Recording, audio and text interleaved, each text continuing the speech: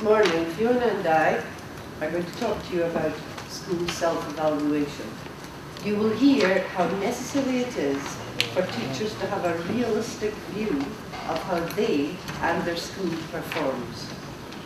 You'll hear how to achieve that realistic view and how to use the information gathered to set achievable priorities involving the whole school community.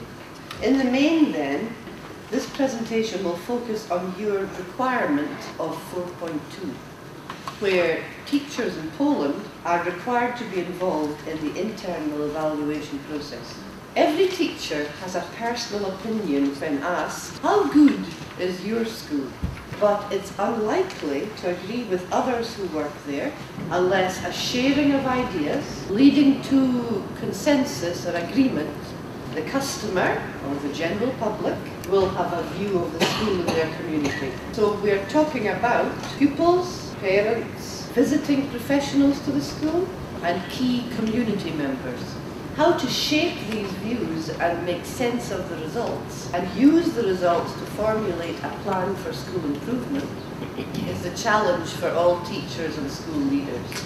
The importance of working as a team is highlighted in your 4.1. In Scotland, for some years now, schools have used nationally produced materials based on a document called How Good is Your School?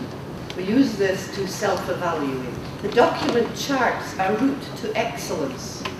The first and most important step is that of self-evaluation. Self-evaluation is a process of professional reflection through which teachers as individuals and teachers jointly as part of a school staff can assess the quality of their own and their school's performance. In Scottish schools, teachers use the criteria contained within the nationally produced materials to audit school practice.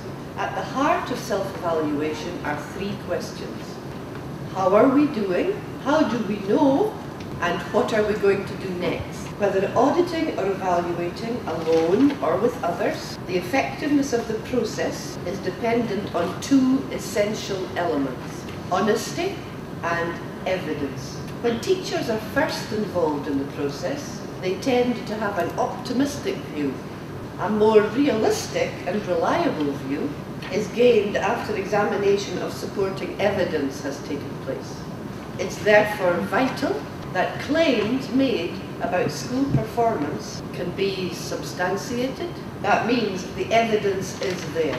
When we think of teaching, we think of the teacher. When we think of learning, we think of the pupil.